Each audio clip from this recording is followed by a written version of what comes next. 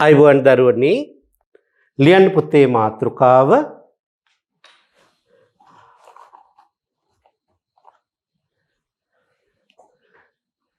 සංඛ්‍යානය.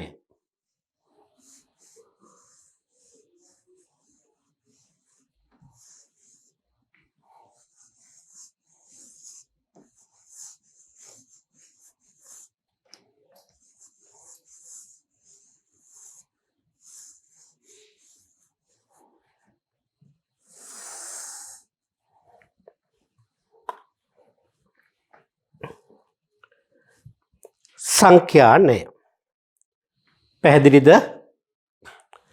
සංඛ්‍යානය. එතකොට මොකද්ද මේ සංඛ්‍යානයේ පාඩමේදී අපි කතා කරන්නේ? මේක අපි හඳුන්වනවා දත්ත රැස් කිරීම, අර්ථකථනය සහ නිරූපණය කියලා කොටස් තුනයි. එනම් මොනවද? දත්ත රැස් කිරීම,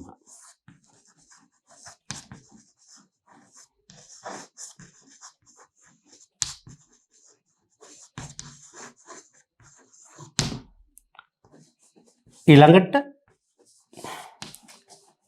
දත්ත අර්ථකථනය,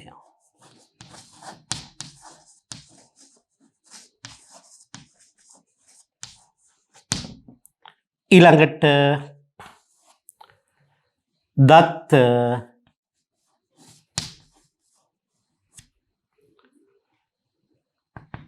නිරූපණය.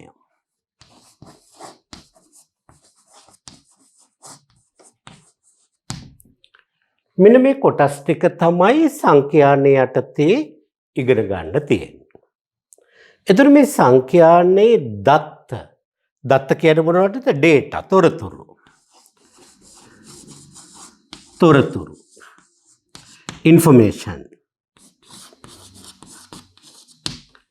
එතකොට මේ තොරතුරු එකතු කරන එක තමයි මේකෙදි කරන්නේ. ඇත්තට මොකද්ද පාඩමේදී කරන්න කියන්නේ මට? තොරතුරු රැස් කරනවා. තොරතුරු රැස් කරලා විශ්ලේෂණය කරනවා. විශ්ලේෂිත තොරතුරු විවරණය කරනවා. මොකුත් තේරුන්නේ නැහැ නේ? මොකුත් තේරුන්නේ නැහැ. මොකද්ද? තොරතුරු රැස් කරනවා කියන එක දන්නවනේ. මේ ඔයා දවස් කීයක් ඇවිත් තියෙනවද? ඔයා දවස් කීයද? විභාගයට ලකුණු කීයද? කොච්චර දුරින්ද ඉන්නේ? මේ විදිහට එක පුද්ගලයාගේ තොරතුරු ලබා ගන්නවට අපි කියනවා දත්ත රැස් කරනවා කියලා. පැහැදිලිද? එතකොට මේ රැස් කරපු දත්ත මොනවා කරන්න ඕනේද? දත්ත රැස් කරලා විශ්ලේෂණය කරන්න ඕනේ. මොකද මේ විශ්ලේෂණය කියලා කියන්නේ? ඒක සංසන්දනාත්මකව බලන්න ඕනේ. ඇයි වැඩි වෙලාද අඩු වෙලාද සාමාන්‍යයිද මේ විදිහට විශ්ලේෂණය කරන්න ඕනේ. ඒ කරලා විවරණය කරන්න ඕනේ. ඊට පසුව තමයි විවරණය කියන එක දන්නවනේ නේද? වඩාත් වර්ණනා කරලා බලන්න ඕනේ. විවරණ. හරිද? එතකොට පුතේ ඒ කරලා තමයි නිගමනවලට එන්න ඕනේ. එමනම් මේ ගණිතය නිසා ජීවිතවල, රටේ, ව්‍යාපාරවල හැම දෙයකම නිගමනවලට කලින් මොනවද කරන්න ඕනේ? දත්ත රැස් කරලා විශ්ලේෂණය කරන්න ඕනේ. විශ්ලේෂිත දත්ත වලින් තමයි නිගමනවලට එන්නේ, විවරණයක් කරන්නේ. මේක මෙහෙමනම් මේක කොහොමද කියන එක. ඔබට පුංචි උදාහරණයක් ගන්නද? පාඩම හොඳට පැහැදිලි වෙන්න චූටි උදාහරණයක් ගන්න. අපි දාමු කුඩා වෙළඳ සැලක්. අපි දාමු මොකද්ද පුතේ? ඊටාම කුඩා වෙළඳ සැලක්. මේ වෙළඳ සැලේ විකුණන්න තියෙන්නේ පාන් විතරයි. පාන් කඩයක් දාන්නේ. මොනවද දාන්නේ? පාන්. මෙන්න දිනය. මෙන්න ගත් ප්‍රමාණය.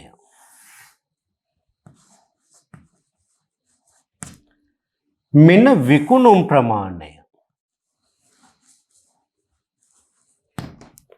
මම රෝස පාටින් දාන්නම්.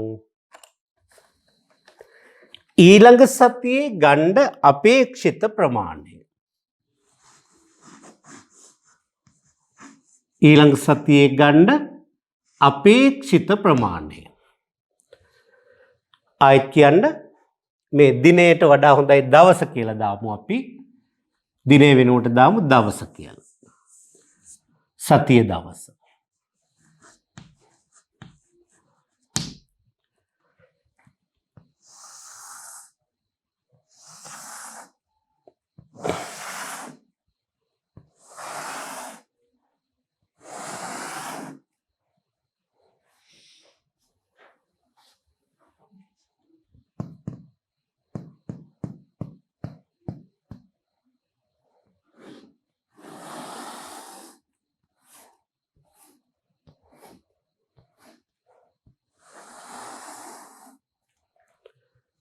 බලමු පුතේ දැන් කොහොමද මේක එන්නේ කියලා.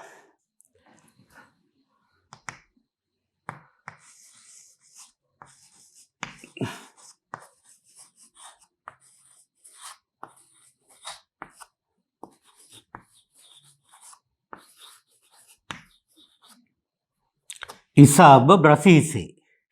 එහෙම නේද මතක තියාගන්න සතිය දවස් පුංචි කාලේ. ඉරිදා සඳ අඟහරුවාද බදාද බ්‍රහස්පතින්දා සිකුරාදා සෙනසුරාදා කියන දවස් 7. අපේ මේ අහිංසක පාන් කඩේට පාන් අරගෙන විකුණන්නටයි යන්නේ. මේක පොඩ්ඩක් අහන්නකෝ ව්‍යාපාරයක තියෙන්න ඕනේ ලක්ෂණ මොනවද? ඔව් දැන් අපි සිල්ලර බඩු කඩයක් කරනවා කියමු. එතකොට පාරිභෝගිකයා සතුටු වෙන්න වහන්න තියෙන්න ඕනේ. පාරිභෝගිකයාට පේන්න බඩු තියෙන්න ඕනේ. ඊළඟට මිල ලාභෙට තියෙන්න ඕනේ. තේරෙනවද? ආකර්ෂණීය මිල ගණන් තියෙන්න ඕනේ. දැන් උදාහරණයක් වශයෙන් ගත්තොත් එහෙම හැම කඩේකම පොල් ගණන් කාලේ අපේ කඩේ පොල් අඩුවට දෙනවා. හැබැයි අපි දැනගන්න ඕනේ පොල් වලින් තියෙන ලාභය අඩු වුණාට වෙන භාණ්ඩ වලින් ලාභය වැඩි කරගන්න. ඒකත් අසීමිත ලෙස නෙවෙයි. අපි එතින්දි කරන්නේ වැඩිපුර කස්ටමර්ස්ලා ගෙන්න ගන්නවා. ඊළඟට මම මේ උපදෙස් දෙනව නෙවෙයි ඔබට ඔබ මට වඩා ව්‍යාපාර දන්න අය වෙන්න ඇති. ඒ වුණාට මම මේ ගණිතමය පැත්ත කියන්නේ. එතකොට පුතේ ව්‍යාපාර ලෝකයේ ගත්තොත් එහෙම මිනිස්සු එහෙම නැත්නම් පාරිභෝගිකයෝ එහෙම නැත්නම් ගැනුම්කරුවෝ අපේ වෙළඳ සැලට එන්න විශේෂ හේතුව මොකක්ද කියලා අපි අධ්‍යයනයක් කරන්න ඕනේ. තේරෙනවද? පැත්තේව කඩයක් නැති හින්දා එනවද? එහෙම නැත්නම් බඩු පිරිසිදු හින්දා එනවද? මිලාඩු හින්දා එනවද? ඒ වගේම පාරිභෝගිකයෝ එක්ක හොඳට කතා බහ කරන හින්දා එනවද? මේ වගේ අපි පාරිභෝගිකයාව හොඳට අඳුන ගන්න ඕනේ. ඒ අඳුනගෙන තමයි අඳුනනවා කියන්නේ ඉන්න තැන කන්නේ මොනවද ඒව නෙවෙයි. එයාගේ ස්වરૂපය. ඇයි අපෙන් බඩු ගන්න කියන එක අපි හොඳට බලන්න ඕනේ. ඒ අනුව තමයි අපි ව්‍යාපාරය සලකන්න ඕනේ. දැන් මේ බලන්නකෝ දැන් ඔබට කියනවා අම්මා කඩේට ගිහිල්ලා පාන් ගෙඩියක් ගේන්න කියලා. හැබැයි මීට මාස 6කට විතර කලින් ඔබ පාන් ගන්නට යනකොට කඩේ පාන් නැහැ. දැන් මොකද කරන්නේ? මාස 3කට කලින් පාන් නැහැ. දන ඔබේ කම්මැලිකම මේ දෙකම එකතු වුණාම මේ කඩේ සදාකල් පාන් නැහැ කියලා ඔබ මතයක් ගොඩනගා ගන්නවා. අනේ අම්මා ඔය කඩේ පාන් නැහැ. තේරෙනවද? මං නිකන් බොරුවට යන්න ඕනේ කියලා ඔබ කියනවා. එනම් මේ කම්මැලිකමයි එකම එක දවසක් නැති එකයි එකතු වුණාම මතයක් ගොඩ නැගෙනවා පාන් නැති කඩේ කියලා. පැහැදිලිද? අන්න ඒ වගේ මත ගොඩ නොගෙන එන්න. ඒ වගේම දන්නවනේ ඕකට කියනවා අපි කම්මැලියාට දිවස් තියනවා කියලා. කම්මැලියාට වැඩක් පවරපුවාම දිවසින් දැක්කා වගේ කියනවා. ඕකේ නෑ මේ වෙලාවට නෑ. දැන් වහීත් මං යනකොට ඉවර වෙලා තියෙයි. තේරෙනවද? තව පොඩ්ඩකින් යන්නම්. තාම පාන් ඇවිත් නෑ. මේ වගේ දිවැසින් දැක්කා වගේ කියනවා. එහෙනම් අපි කියනවා කම්මැලියට දිවැස් තියෙනවා කියලා. ඒ සත්‍යයක නෙවෙයි කම්මැලි දිවැස් ඈ. එතකොට මේ වගේ මත ගොඩ නැගුණාම අපිට ව්‍යාපාර කරන්න බෑ. එහෙනම් අපි හොඳට මතක තියාගන්න ඕනේ හැම වෙලේම. මුදලාලි හාල් තියනවද? නෑ. පොල් නෑ. සීනි ඉවරයි. එහෙම කියන්නේ නෑ. පොල් නැතත් තියනවා කියනවා. ඒ කියන්නේ බොරු කියනවද? නෑ නෑ. මුදලාලි හාල් තියනවද? ඔව්. මොනවද ඕනේ හාල් වර්ගය කියලා දෙනවා. පොල් තියනවද? අනේ පොල් නෑ. ඒ වුණාට අපි කියන්නේ පොල් නෑ කියලා. තව මොනවද? ওই විදිහට බඩු ටික ගත්තාම කියනවා මහත්ය පොල් වර්ගයක් තියෙනවා. ඒක තේරිලා ඔයාට නම් දෙන්න හිතෙන්නේ නැහැ. ඔයාලා අපෙන් හැමදාම බඩු ගන්න උදවියනේ. ඒක ඒ හින්දා අපි අනිත් දවසේ පොල් ගමුද? එහෙම නැත්නම් මං හෙට පොල් ටිකක් ගේනවා එතකොට දෙන්නද? කියලා පාරිභෝගිකයව සතුටු කරනවා. එතකොට මොකද වෙන්නේ? පාරිභෝගිකයාට සැලකීම මත එයා අපි ගැන වැරදි මතයක් නෙවෙයි හිතට ගොඩනගා ගන්නෙ. තේරුණා නේද? හොඳ මතයක්. මේ විදිහට තමයි පුතේ ව්‍යාපාර කරන්න ඕනේ. ඉතින් මේ කරුණ ගැනත් ඔළුවේ තියාගෙන කඩේ බඩු නෑ කියන්නත් හොඳ නෑ. හැබැයි අපි මෙහෙම කරන්නත් හොඳ නෑ. කොහොමද? සතියකට පොල් විකිනෙන්නේ 500 නම් පොල් 5000ක් ගේනවා. එතකොට මොකද වෙන්නේ? පරණ පොල් තමයි විකුණන්නට වෙන්නේ. නරක් වෙනවා. හැමදාම පොල් ගොඩ දැකලා මිනිස්සුන්ටත් අප්පිරියයි. ඒ හින්දා මදි නොවෙන්ට වැඩි නොවෙන්ට ගන්න එක තමයි සාර්ථක ව්‍යාපාරිකයෙක් කියලා කියන්නේ. පැහැදිලිද? නැත්නම් ඉතින් ඔය ගන්න ටික ඔක්කොම විකිනෙන්න නම් බත් පාර්සල් 4ක් හදනවා, ගේ ගාව තියාගෙන විකුණනවා, විකුණුන් නැත්නම් දවල්ට කනවා.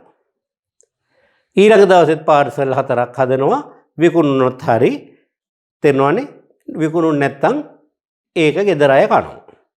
ඕක ව්‍යාපාරයක් නෙවෙයි පුතේ. ඕක ආදායම් මාර්ගයක් නෙවෙයි. තේරෙනව නේද? ව්‍යාපාරයක් කියන්නේ දිනෙන් දින දියුණු කර ගන්න ඕනේ. අද පාර්සල් දෙකක් වික්කට කමක් නැහැ. හැබැයි මාස 6කිනුත් පාර්සල් දෙක නම් විකුණන්නේ ඒක ව්‍යාපාරයක් නෙවෙයි. ඒක නිකන් සමාජ සේවයකුත් නෙවෙයි. මම දන්නේ නැහැ කියන්න නම් ගොඩක් තියෙනවා මම කියන්නේ නැහැ. ඔබ කැමති නමක් දාගන්න. එතකොට පුතේ ව්‍යාපාරයක් කරනකොට දිනෙන් දින දියුණු කර ගන්න ඕනේ. අන්න ඒකට තමයි මේ සංඛ්‍යාන දත්ත වගු අවශ්‍ය වෙන්නේ අපිට. තේරුණානේ? හොඳයි. අපි එහෙමනම් කඩේ පටන් ගමු. මම මුල් විස්තර ටික දෙන්නම් ඔබට නිගමන වලට එළඹෙන්න දෙන්නම්. ඊරිදා මේ කඩේට පාන් 60ක් අරගෙන තියෙනවා. සඳුදා අරන් තියෙනවා 65ක්. අඟහරුවාදා 55යි. 55යි. බදාදා අරන් තියෙනවා පුතේ පාන් 142ක්. බ්‍රහස්පතින්දා පාන් 64යි. සිකුරාදා පාන් 18යි. සෙනසුරාදා පාන් 53යි. ඔන්න පුතේ ගත්තු ප්‍රමාණ. මම විකිනිච්ච ප්‍රමාණ කහ පාටින් දාන්න. ඉරිදා පුතේ පාන් 60ම විකිනිලා. සඳුදා පාන් ගෙඩි 62යි විකිනලා තියෙන්නේ. අඟහරුවාදා පාන් ගෙඩි 55ම විකිනිලා. බදාදා 142ම විකිනිලා. බ්‍රහස්පතින්දා 58යි විකිනලා තියෙන්නේ. සිකුරාදා 15යි විකිනිලා තියෙන්නේ. සෙනසුරාදා 53ම විකිනිලා.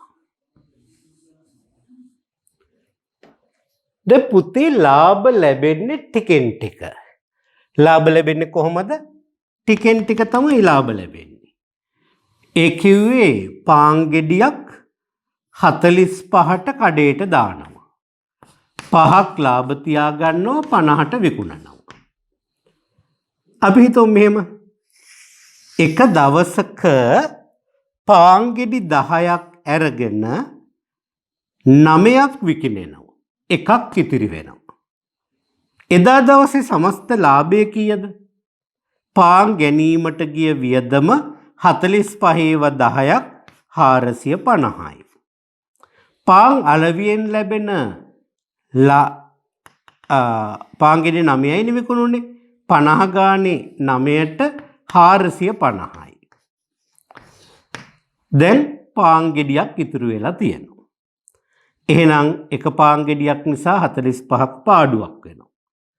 දැන් බලන්න එදා දවසේ සමස්ත ලාභය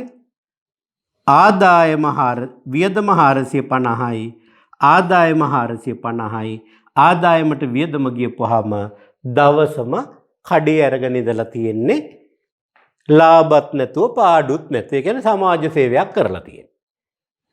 පුතේ ව්‍යාපාරිකෙන් ලාභ ලබන්න ඉපේ ලාභ නැහැ. එක ව්‍යාපාරිකෙන් පාඩු වෙන්න ඉපේ පාඩුත් නැහැ. පාඩුයි කියන්නේ පාරිභෝගිකයට ලාභයිනේ නේද? එහෙනම් ලාභත් නැහැ පාඩුත් නැහැ සමාජ සේවයක් කරලා තියෙනවා. එහෙම ව්‍යාපාර කරලා බෑනේ. එහෙනම් ඕනවට වඩා වෙළඳපොලේ බඩු ඉතුරු වෙන්නත් බෑ. මොකද ලාභ ලැබෙන්නේ ටික ටික. පාඩු වෙනකොට විනාශයි. එකවර වෙන්නේ. මේ දෙකම ගැන හොඳට හිතලා අපේ දරුවෝ පුරවන්න බලන්න අවසානික පුරවන්න අවසානික. ඒ කියන්නේ ඊළඟ ඉරිදා ඔබ පාන් ගෙඩි කීයක්ද ගන්නෙ ඔබේ වෙළඳ සැලට? නෑ කියන්නටත් බෑ ඉතුරු වෙන්නටත් බෑ. උබතෝ කෝටික ප්‍රශ්නයක් නේද? ගෙදර ගියොත් අඹුනසි මග හිටියොත් ඕනසි. දැන් ඉතින් විවිධ ක්‍රම තියෙනවා නේද? පොඩි වෙලාවකට අල්ලපු ගෙදරට ගිහිල්ලා එනවා. කවුරු හරි නසීද බලන්න නේද? බලගන්න. එහෙනම් ඔබ අගයන් ටික දාලා ඇති දින 7ට බලන්න මෙන්න මේ අගයන් දාපු අය ඉන්නවද කියලා. 60ක් අරගෙන 60ක් විකුණුනා නම් පාන් ගෙඩි 2ක් විතර වැඩි කරලා බලනවා. මම රෝස පාටින් ගන්නම්. පාන් ගෙඩි 2ක් විතර ගොඩක් නෙවෙයි. ඉතුරු වුණොත් ලොකු පාඩුවන්නේ. නෑ කියන එක දැන් 61 වෙනිය කඩේට ආවද නැද්ද දන්නේ. එතකොට පුතේ තව පාන් ගෙඩි 2ක් විතර වැඩි කරලා බලන්න. සඳුදා 62ම හොඳයි නේද? 65ක් ගත්ත 62ක් විකුණුණා. 62ම ගමු. ප්‍රශ්නයක් නෑ. 55ක් ගත්ත 55ම විකුණුණා. 60ක් විතර ගමු. චුට්ටක් වැඩි කරාට කමක් නෑ. මේක ඔබ ලියූ උත්තරේ මම පසුව කියන්නම්. 64ක් ගන්නවා 58ක් විකිනෙනවා 60ක් ගන්නවා. 60ක් ගන්නවා. 18ක් ගන්නවා 15ක් විකින්නවා පසුව කියන්නවා. 53ක් ගන්නවා 53ක් විකිනෙනවා 60ක් ගන්නවා. දැන් ඔයාලා ලියලා ඇති බොහෝ විට ඔබේ පිළිතුරු වලට මෙන්න මෙහෙම උත්තර. 140 145 150 වෙනත් විදිහකින් කියනවා නම් අනිවාර්යෙන් ඔබ ලියලා ඇති කීයි අතරද 140යි 150යි අතර උත්තරයක් ලියලා ඇති. එහෙම ලිව්වනම් ඔබ බැරි වෙලාවත් ඔබ ඉතාම දුර්වලයි. මොනවටද? තීරණ ගැනීමට. ගණිතෙත් නෙවෙයි මේ තාම ගණන් හදන්නේ අපි. මේ තීරණ ගන්නයි යන්නේ. ඔබට කවදාකවත් ඔය ඉන්න මට්ටමින් ව්‍යාපාරයක් කරලා දියුණු වෙන්න බෑ. තේරෙනවද? එහෙමනම් අපි ගන්න ඕනේ 60ක්. 65ක් ගත්තත් කමක් නැහැ. ස්පෙෂල්. ඇයි කියලා මං කියලා දෙන්නම්. සිකුරාදා ගන්න ඕනේ කීයක්ද? ඔව්. ඔබ ලියලා ඇති අනිවාර්යෙන්ම 10ත් 20ත් අතර අගයක්. 10ත් 20ත් අතර අගයක් ලියලා ඇති. අනේ පුතේ ඔබ ඉතාම දුර්වලයි. මොනවටද? ව්‍යාපාර කරන්න. ඔය මට්ටමින් ඔබට ව්‍යාපාරයක් කවදාකවත් කරන්න වෙන්නේ නැහැ. එහෙනම් පුතේ එදාටත් අපි ගන්නවා 60ක්. 55ක් ගත්තොත් කමක් නැහැ.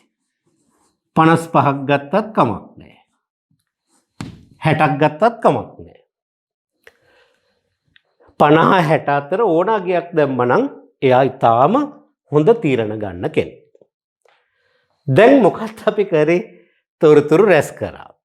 තොරතුරු රැස් කරාට මොකද කරේ? විශ්ලේෂණය කරන්නෙත් නැතුව, විවරණය කරන්නෙත් නැතුව නිගමනවලට එළඹිලා තමයි ව්‍යාපාරේ විනාශ කරගන්නට ගියේ. බලමු මම මේක හදලා ඔයාලට පෙන්නන්නම්. තේරුණාද? මේක හදලා පෙන්නන්නම් ඔයාලා කොච්චර අසාර්ථකයිද කියලා ඔහොම තීරණ ගත්තොත්.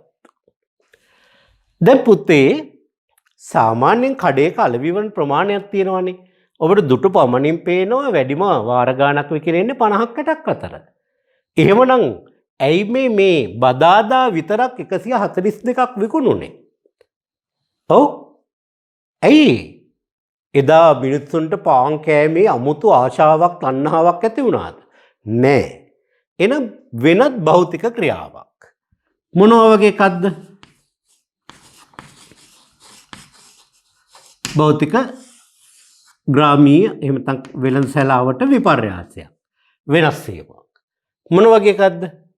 ඔව්. ශ්‍රම දානයකට පාන් ගෙනියලා. මල ගෙදරකට පාන් ගෙනියලා. එහෙම නැත්නම් තව විවිධ දේවල් වෙන්න පුළුවන් නේද?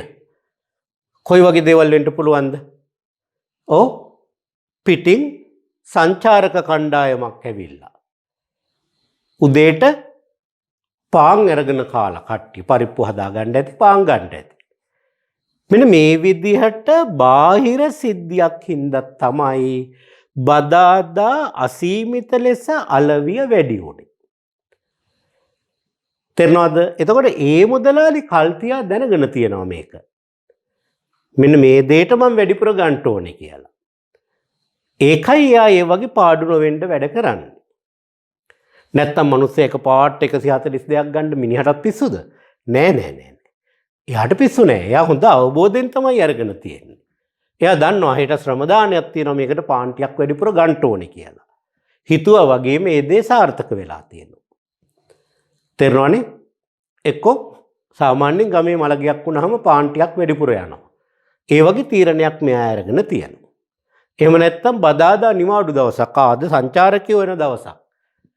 අද ගමේ තියෙන විවිධ දේවල් බලන්න වෙනදා පුරුද්දකට හෝ කොහොම හරි මෙයා ගාව තියෙන තොරතුරු වලින් මෙයා නිගමනය කරනවා.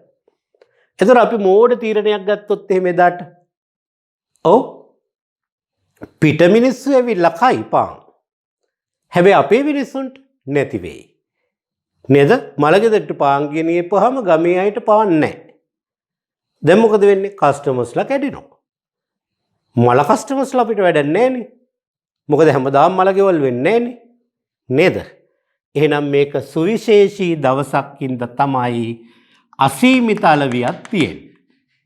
මෙහෙම කියලා අපි පාන් ගෙඩි 140ක් ගත්තනම් පුතේ 140ක් ගන්නවා 60ක් විකිණුවනොත් මොකද වෙන්නේ බලන්න අපිට පාන් ගෙඩි 80ක් ඉතුරු වෙනවා. 80කින් වෙන පාඩුව කීයද? 80 වරක් 45. බිඳුවයි 8 වරක් 5 40යි 4ක් ඉතිරි 8 වරක් 4 32යි 32යි 4යි 36යි. රුපියල් 3600ක ලාභයක් වෙනවා. ඒ වගේම මේ සිකුරාදා දිනයි අපි මෝඩ විදිහට 15ක් ගත්තොත් දැන් මොකද වෙන්නේ? පාන් 60ක් විකිනෙන තැනකින් පාන් ගෙඩි 15ක් විකුණුනහම 45 දෙනෙකුට පාන් හිගයක් ඇති වෙනවා. එහෙනම් අපේ සාමාන්‍යයෙන් එන පාරිභෝගිකයෝ ගැනුම්කරුවෝ කී දෙනෙක් අඩු වෙනවද? 45 දෙනෙකුට ඩැමේජ් වෙනවා. නේද? ඒ වගේම අපිටත් හරි වෙහෙසක්. මුදලාලි පාන් තියනවද? නැහැ. මුදලාලි පාන් තියන නැහැ. එන්ටෙන් දිව මුදලාලි පාන් ගන්න වෙනවා. 45 පාරක් කියනකොට නේද? එතකොට පුතේ දැන් තේරෙනවද කස්ටමර්ස්ලා 45ක් විනාශ කර ගැනීමෙන් වෙන හානියයි. ප්ලස් කම්මැලිකම. එතකොට ඕක පාන් කඩයක් නොවේ. තේරෙනවද? එතකොට ඊළඟ කතාව පාඩුව. එක දවසේ පාඩුව මෙච්චරයි. මම සාමාන්‍යයෙන් දවස් මේ සතියේම ලාභය හදලා පෙන්නන්නම්. සාමාන්‍ය පාන් ගෙඩියක් 60ක් දවසකට විකිනෙනවා නම්. හරිද? එතකොට පාන් ගෙඩියකින් ලාභය රුපියල් 5 නම් රුපියල් 300ක ලාභයක් තියෙනවා. හරිද? හැබැයි ඒ වගේ දවස් 7ටම 2100යි හොයන්න. සතියේම ලාභය 2100යි. සතියේ පාඩුව 3600යි. මොකද වෙන්නේ? පුළුවන් ද මේක කරගෙන යන්න? ආදායමට වඩා වියදම වැඩි. එhmenan මේ ව්‍යාපාරය බංකොලොත්. බංකොලොත් වෙන ආකාර දෙකයි. එකක් ආදායමට වඩා වියදම වැඩිවීම, අනිත් එක තමයි අපේ ගැනුම්කාරයෝ 45 දෙනෙක් අහිමි වීම. තේරෙනවනේ? එක ගෙදරට පාන්ගිරි දෙකක් ගෙනියවුවත් අඩුම තරමින් 20ක් 25ක්වත් පාරිභෝගිකයෝ අහිමි වෙනවා. තේරෙනවද? එතකොට මේ විදිහට එනම් ව්‍යාපාර කරන්න පුළුවන්ද? බැහැ. ඇයි බැරි? තොරතුරු රැස් කරලා මදි. එන ඒ තොරතුරු විශ්ලේෂණය කරන්න ඕනේ. විශ්ලේෂිත තොරතුරු විවරණය කරන්න ඕනේ. ඇයි මේ දවසේ අසීමිත ලෙස අඩු වුනේ? මහා වැස්ස දවසක්. මිනිස්සු කඩවල් වලට එන්න බැරි තරම් මහා වැස්සක්. පුළුවන් නේද එහෙම වෙන්න දේවල්? පුළුවන්. එහෙම නැත්තම් මේ මිනිස්සු උදේම බස් 4කින් ගමේ මිනිස්සු යනවා වන්දනාවේ. එහෙම නැත්තම් මුහුදට යනවා. හෝගාන පොකුර බලන්න. එහෙම නැත්තම් කොහේ හරි දුර ගමනක් යනවා. පිටපලාතක ගමේ ඉන්න ප්‍රසිද්ධ කෙනෙක්ගේ මළගයක් වෙලා. ප්‍රසිද්ධ කියන්නේ මේ ගායකයෙක් එහෙම කෙනෙක් නෙවෙයි. ගමේ හැමෝටම උදව් කරන කෙනෙක්. එතකොට ඒ වගේ කෙනෙක්ගේ දුර මළගයක් වුණොත් ගමේ මිනිස්සු සහභාගී වෙනවා. එතකොට පාන් කන්ටයි ඉතුරු වෙන්නේ නැහැ. එහෙන් කන්න එපා. නේද? ඒ වගේ භෞතික සිද්ධි ඕන තරම් වෙන්න පුළුවන්. එහෙම කියලා පුතේ අපි ව්‍යාපාරය විනාශ කරගන්නේ නැහැ. ඊළඟ බදාදත් ඊළඟ සිකුරාදත් මහා වැස්සක් වහිනවා. ඊළඟ සිකුරාදත් ගමේ මිනිස්සු ට්‍රිප් යනවා වගේ නිගමන වලට අපිට එළඹෙන්න බෑ. එහෙනම් අපි ගන්න ඕනේ කීයක්ද? පාන්ගෙඩි 55ක්ම තමයි. පැහැදිලිද? දැන් තේරෙනවද ඔබට? එහෙනම් තොරතුරු රැස් කිරීම විතරක් ප්‍රමාණවත් නෑ. එහෙනම් ඒ තොරතුරු විශ්ලේෂණය කරලා විවරණය කිරීම තමයි වැදගත්. ඔන්න පුතේ පාඩමේ මුළු සිද්ධාන්තවල පැහැදිලි කිරීම ඉවරයි. ඊට පස්සේ අපිට නෝට් එක දෙන්න තියෙන්නේ අමුදත්ත වලින් පටන්ගෙන මාතේ මධ්‍යස්ථයේ මධ්‍යන්නේ සැබෑ මධ්‍යන්නේ මධ්‍යස්ථයේ සැබෑ පිහිටීම ජාල රේඛා ඒ සංඛ්‍යාත බහුවස්ත්‍ර ඊළඟට සමුච්චිත සංඛ්‍යාත ප්‍රස්ථාර මෙතෙන් දෙනකල් අපි ඉදිරියේදී කතා කරමු. එහෙමනම් දරුවනි අපි ඊටාම වැදගත් පාඩමක් කරන්නේ මේක ඔබේ ජීවිතයටත් වැදගත් වෙනවා. ඔබේ ව්‍යාපාරයක් කරොත් ඒකටත් වැදගත් වෙනවා. ඔබ ආයතනයක් පවත්වාගෙන ගියොත් ඒකටත් වැදගත් වෙනවා. ජීවිතේ හැම තැනකදීම වැදගත් වෙන ඊටාම වැදගත් පාඩමක්. එහෙනම් මේක හොඳින් ඉගෙන ගන්න. මේකට ලකුණු ගන්න එක බොහොම සිම්පල්. මේකට ලකුණු හම්බ වෙනවා 10යි 10යි 20යි 2යි 22ක්. මේ පාඩම් පුරාවටම ලකුණු 22ක්. ගණිතයේ එකේ කොටස එකක් අහනවා, B කොටස එකක් අහනවා. එතකොට ලකුණු 2යි 10යි 12යි. ඊළඟට ගණිතය දෙකේ B කොටසේ අහනවා. එතන ලකුණු 10යි 12යි 10යි 22යි. එවන ලකුණු 22ක ඉලක්කයකට යන පාඩමක් මේක. හොඳින් ඉගෙන ගමු. ලේසි පාඩමක්. ආයුබෝවන් පුතේ, සුබ දවසක්.